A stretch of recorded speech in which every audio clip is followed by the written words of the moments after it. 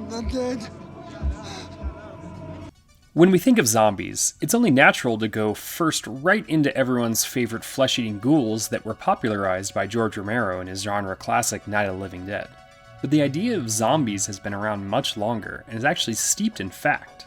Haitian Voodoo has claimed to create zombies for hundreds of years, and in film, these were represented in some of our earliest horror movies. White Zombie and I Walked with a Zombie are two of the more famous ones, but the entire subgenre has some fascinating watches. Horror legend Wes Craven brought a return to voodoo zombies in 1988's The Serpent and the Rainbow, but did you know this story is based on true events? Don't let them bury you as we find out what the fuck really happened to this horror movie.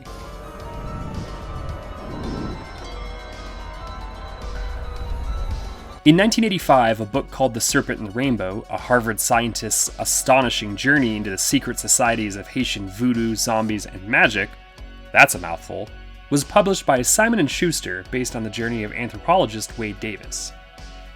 The book was popular, but also criticized for inaccuracies. What could have been a purely scientific study was turned into a non-fiction narrative almost. The book leans heavily on not only the journey that Davis went through, but also the very history of voodoo zombies in the country he visits. 3 years later, the film adaptation would come out with The Serpent and the Rainbow that was released on February 5th, and would make $19 million on its $7 million budget. The movie was directed by horror legend Wes Craven. After watching this for the first time in about 20 years, I'd forgotten how different it is compared to his other horror movies. It's not music of the heart levels of non-horror, but it's much more of an investigative political thriller with some awesomely scary scenes thrown in. The movie is, of course, based on the book by Davis, but the screenplay was written by Richard Maxwell and Adam Rodman. Maxwell only had 2 other movies to his name, with The Challenge starring Scott Glenn and Toshiro Mifune from 1982, and Shadow of a Ninja from 1989. Rodman has even less under his belt, with only a handful of TV movies and episodes before and after this. They both did a great job with the material, even if they made it a much more exciting and supernatural adventure. The movie's directed by Wes Craven, who's almost certainly best known for the TV movies Chiller from 1985 and Night Visions from 1990. Yep, nothing else to look at. Look, I get bored talking about the same A+ movies from these guys, okay? Oh, also check out Invitation to Hell. The cast is also a fun and eclectic group led by everyone's favorite president, Bill Pullman. Pullman plays the stand-in for Davis named Dennis Allen. It feels like Pullman has been around forever, but that's just due to his roles being iconic. He actually had his first on-screen appearance in the TV show Cagney and Lacey before quickly becoming Lone Star in Spaceballs. In addition to being a war hero president in Independence Day, he showed up in other horror fare like Braindead and Lake Placid. The supporting cast features Kathy Tyson as the doctor contact, Academy Award nominee Paul Winfield as the nice voodoo priest, and Zakes Moak as the evil doctor and political enforcer. Really hope I got that name right. The movie opens with the ever-popular "This movie was inspired by a true story" text, as well as a cool and chilling little preamble. In the legends of voodoo, the serpent is the symbol of the earth. The rainbow is the symbol of heaven. Between the two, all creatures must live and die. But because he has a soul, man can be trapped in a terrible place where death is only the beginning. We then see a body being stolen by a group of armed men straight out of a funeral, followed by another man being pronounced dead and buried before tears roll down his face. We then get introduced to Bill Pullman's character of Alan Dennis, who has landed in the Amazon and speaks with a shaman before drinking a potion and getting lost in the forest. His pilot has died, but the jaguar spirit he became friends with leads him to safety. Alan Dennis is the stand-in for the real-life Wade Davis, and moving past the first scene for a moment, Davis really was lost in the jungles of Colombia. But he wasn't alone after his pilot friend was killed, nor did he meet a shaman priest that gave him a hallucinogen and had him play with a jaguar. Out of his group of fellow travelers, he was the only one who saw it and claims it led him the right way to civilization, just like the one in the movie. The first part is a table setter to multiple cases of zombieism that Davis alludes to in many of the historical chapters of his book to better paint the picture of his real-life journey.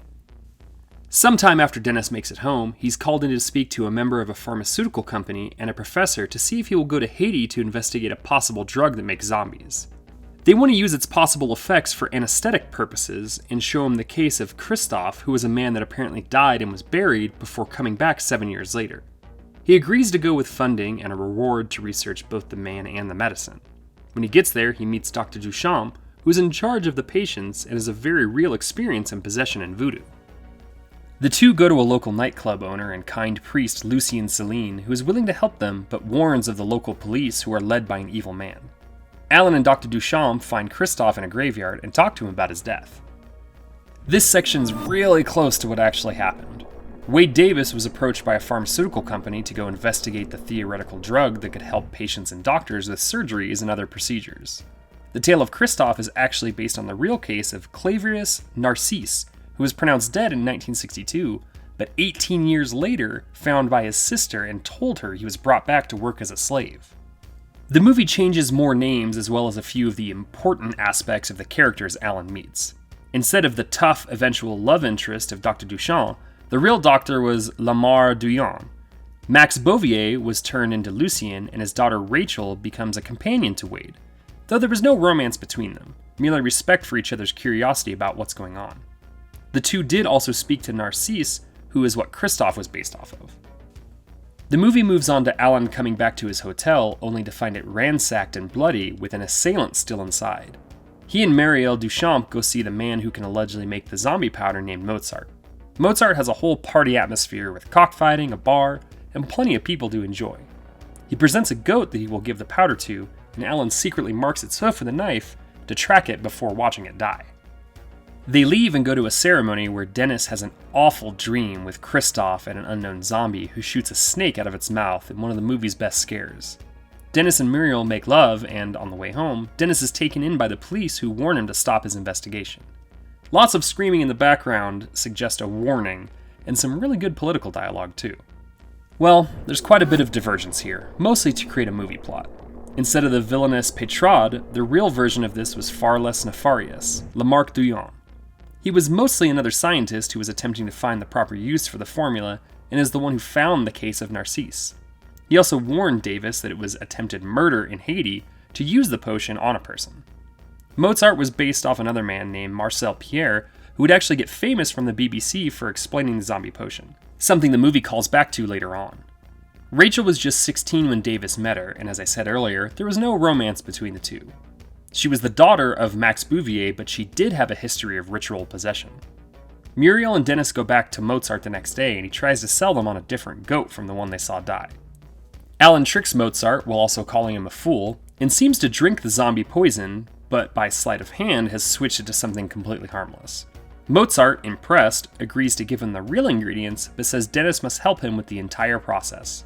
The police take Dennis again, but this time there is no warning, and they drive a nail into his scrotum. Muriel takes him to nurse back to health, and they stay in the jungle while continuing to make the powder. The police now frame him for murder and force him to leave rather than go to prison. Mozart meets him on the plane and gives him the powder in exchange for fame, and his watch. In a cool case of art imitating life, Wade Davis pulled similar trickery in a badass move to impress Pierre, who also tried to give Davis fake powder. He agreed to show him the real stuff, but, just like the movie shows, wanted Davis to help.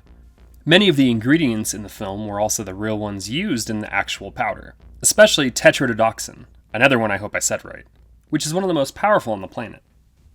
Instead of an old woman's skull, the real-life recipe called for the skull of a recently deceased infant. Yikes. On the other side of the truth coin, since Davis was never assaulted or taken by police, the infamous nail through the scrotum scene was complete fiction, as was Alan being framed for murder. Things I'm sure Wade Davis is quite happy about. Back home, Dennis looks over all the ingredients and they run tests on animals while also figuring out possible applications for the drug.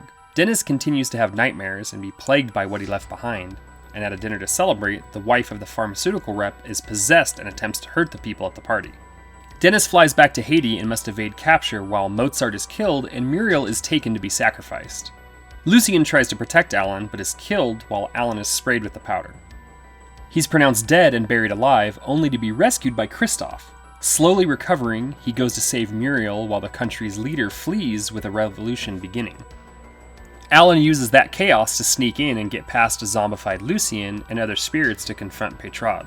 He and Muriel destroy all the soul canisters, which weakens their enemy, before he and Alan have one final face-off in his mind, something Lucien warned him about. Wade left Haiti under far less harrowing circumstances, but he did head back home to Harvard to study the concoction. He also traveled back to the country, but again, not because of cross-global possession or because his love interest was in danger. Obviously, everything with Petrod was fabricated, as the man wasn't real either.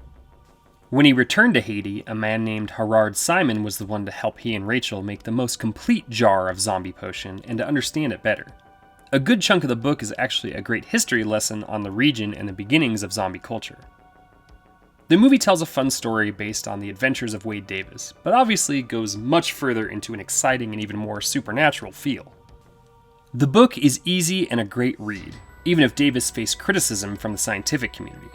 Fact doesn't quite match fiction here, but there are a lot of things that were taken close to verbatim. Watch the Shudder episode of Cursed Films Season 2 on the making of the movie, rewatch the film on Scream Factory's amazing Blu-ray, and then discover for yourself how much of it was real by checking out the book.